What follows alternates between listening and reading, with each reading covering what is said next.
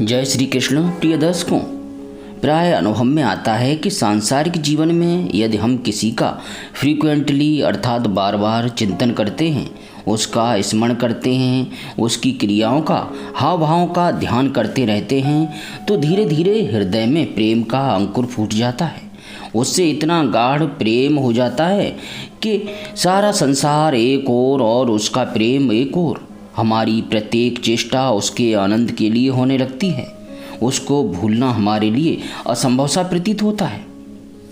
प्रिय भाई बहनों, ध्यान दीजिए, यह सब असत्य है, क्योंकि यह अनित्य है, यह सदा रहने वाला नहीं है। यदि हम किसी सांसारिक जीव से प्रेम करते हैं तो वह क्षणिक ही मान करके चलिए, क्योंकि वह अधिक से अधिक इस जीवन के लिए हो सकता है। अब यही क्रिया, यही प्रेम यदि सनातन प्रभु के लिए, उस जो सांसारिक जीव से हम प्रेम कर रहे थे उसके स्थान पर यदि प्रभु को उस भाव में, प्रभु श्री कृष्ण को बिठा लिया जाए, रख लिया जाए अपने, या फिर जो आपके आराध्य देव हों उनको इस स्थान पर स्थापित करके उनसे प्रेम किया जाए, तो वह सनातन होगा और वह हमारा परम पुरुषार्थ होगा। उससे हमारा कल्याण निश्चित ही हो जाएगा।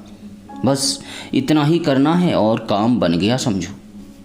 प्रिय भाई बहनों, भगवान स्वयं कहते हैं कि जिसे मेरी प्रेममयी भक्ति प्राप्त करनी हो उसे मेरी कथाओं का श्रद्धा के साथ श्रवण करना चाहिए, अर्थात मेरी कथाओं को श्रद्धा के साथ सुनना चाहिए। बार बार मेरे अवतारों का, लीलाओं का गान, स्मरण और अभिनय करना चाहिए और मेरे ही आश्रित रहकर धर्म, काम और अर्थ का सेवन करना चाहिए।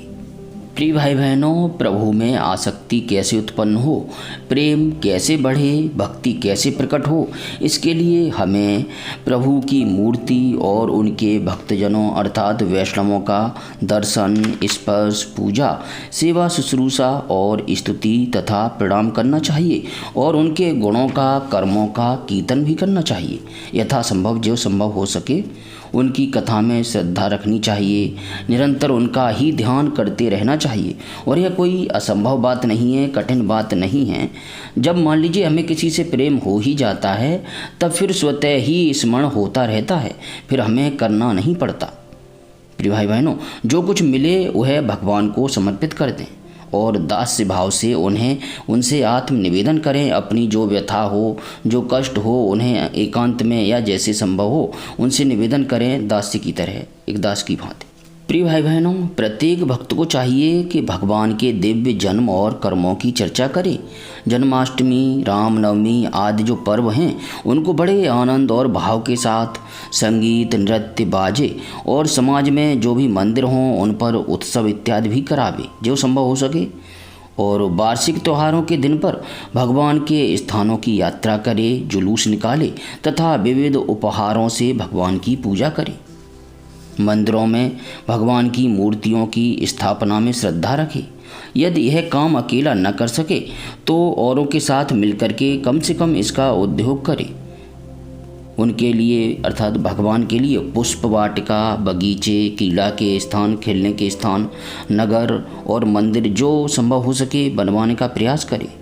सेवक की भांति श्रद्धा भक्ति के साथ निष्कपट भाव से भगवान के मंदिरों की सेवा शुश्रूषा करे, झाड़े बुहारे, लीपे पोते, छिड़काव करे और तरह तरह के चौक पूरे, जिस प्रकार से जैसे रंगोली इत्यादि बनाते हैं उसी प्रकार से भगवान के लिए करे। किसी भी ध्यान रहे, किसी भी कार्य में आपको अभिमान नहीं करना है, दंभ नहीं करना है, अर्थात दिखावे के लिए नहीं करना है। भाव होना चाहिए अंदर से कि हम केवल प्रभु के लिए कर रहे हैं, न कि सांसारिक लोगों को दिखाने के लिए, उनसे थोड़ी बहुत प्रशंसा पाने के लिए।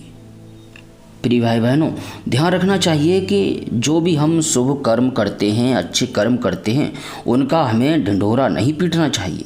जो भी हम कर रहे हैं वह हमारे हृदय को ही पता रहे तो अत्यधिक अच्छा है। और एक बात और अधिक जो ध्यान देने की है, भगवान के चढ़ावे की जो वस्तु हो, चाहे भगवान के लिए दीपक ही क्यों न समर्पित किया गया हो, उस दीपक की रोशनी तक से हमें अपना काम नहीं निकालना चाहिए। भगवान ने यह बात श्रीमद् भागवत में कही है। और किसी दूसरे देवता को चढ़ाई हुई कोई भी वस्तु भगवान को कभी समर्पित नहीं करनी चाहिए। संसार में जो सबसे प्रिय वस्तु हो, हमें सबसे अभीष्ट वस्तु जान पड़ती हो, उसका समर्पण, उसको यदि भगवान को हम समर्पित कर दें तो ऐसा करने से वह वस्तु अनंत फल देने वाली हो जाती है और हमारा भाव इतना प्रगाढ़ हो जाता है कि बस पूछिए मत, आनंद ही आनंद आता है। करके देखिए, जो वस्तु आपको खाने में, देखने में या जिस किसी भी प्रकार से अत्यधिक प्रिय लगती हो, वह आप भगवान को समर्पित कर दीजिए। फिर देखिए उसका आनंद कितना गुना बढ़ जाता है। प्रिय भाई बहनों, अब एक रहस्य की बात और मैं आपको बताता हूँ। देखिए, प्रत्येक समय में, प्रत्येक स्थान पर और प्रत्येक प्राणी में भगवान का ध्यान हम कैसे कर सकते हैं, इसके बारे में भगवान ने स्वयं बताया है कि सूर्य, अग्नि, ब्राह्मण, गौ, वैष्णव, आकाश, वायु, जल, पृथ्वी, आत्मा और समस्त प्राणी, ये सब भगवान की ही पूजा के स्थान हैं। कैसे? देखिए, हवन के द्वारा अग्नि में, आतिथ्य के द्वारा यानी अतिथि सेवा जैसे करते हैं उसके द्वारा श्रेष्ठ ब्राह्मण में, और हरी हरी घास आदि के द्वारा गौ में भगवान की पूजा की जाती है। अब आगे देखिए, भाई बंधु के समान सत्कार करने से, एक वैष्णव में निरंतर ध्यान में लगे रहने से, हृदय आकाश में यदि हम ध्यान करते हैं तो हमारे हृदय आकाश में भगवान हैं। उन्होंने स्वयं, भगवान ने इस बात को बताया है, आप सभी जानते भी हैं। और मुख्य प्राण समझने से वायु में, और जल पुष्प अर्थात कमल आदि सामग्रियों द्वारा जल में भगवान की आराधना की जाती है। समदृष्टि द्वारा संपूर्ण प्राणियों में उनकी आराधना करनी चाहिए, क्योंकि वह सभी में क्षेत्रज्ञ आत्मा के रूप से स्थित हैं। प्रिय भाई बहनों, इन सभी स्थानों में शंख, चक्र, गदा, पद्म धारण किए हुए 4 भुजाओं वाले शांत मूर्ति श्री भगवान विराजमान हैं। ऐसा ध्यान करते हुए एकाग्रता के साथ उनकी पूजा करनी चाहिए। प्रिय भाई बहनों, सत्संग करने से सारी आसक्तियाँ भगवान के अतिरिक्त जो होती हैं नष्ट हो जाती हैं, क्योंकि सत्य का हमें पता लग जाता है। और संत महापुरुषों की सेवा करने से भगवान की भक्ति स्वतः ही प्रकट होने लगती है, स्वतः ही प्राप्त हो जाती है। और कुआं, बावली इत्यादि जो जल का प्रबंध आप यथासंभव जहाँ करा सकें वहाँ करा दें, इससे भी भक्ति का प्राकट्य होता है। इस सब की वर्णन के पश्चात आइए अब एक बार पुनः मैं आपके लिए फिर से उन साधनों का वर्णन कर देता हूँ, उन साधनों को रिपीट कर देता हूँ जिनसे भगवान की भक्ति आसानी से प्राप्त की जा सकती है।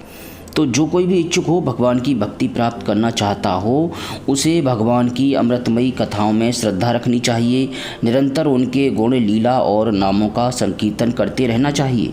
उनकी पूजा में अत्यंत निष्ठा रखनी चाहिए और स्तोत्रों के द्वारा उनकी स्तुति करनी चाहिए। उनकी सेवा पूजा में प्रेम रखें और सामने साष्टांग लौटकर प्रणाम करें। उनकी भक्तों की पूजा उनकी पूजा से भी बढ़कर करें और समस्त प्राणियों में भगवान का ही दर्शन करें।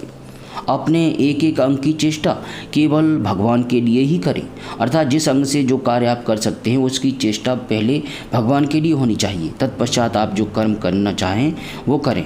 वाणी से उनके ही गुणों का गान करें और अपना मन भी भगवान को ही अर्पित कर दें। सारी कामनाएं छोड़ दें। उनके लिए धन, भोग और प्राप्त सुख का भी परित्याग कर दें और जो कुछ यज्ञ, दान, हवन, जप, व्रत और तप जो कुछ भी करें वह सब भगवान के लिए ही करें। प्रिय भाई बहनों, देखिए एक रहस्य की बात कि जिस प्रकार हम अपने सांसारिक भौतिक जीवन में किसी सांसारिक प्रेमी के लिए आसक्तिवश, उसके प्रेम के लिए, किसी चाह के लिए या अपने दुख के कारण जिस प्रकार एकांत में उसके साथ रोने, बिलखने या गिड़गिड़ाने लगते हैं, इसमें देखिए कोई शर्माने की बात नहीं है।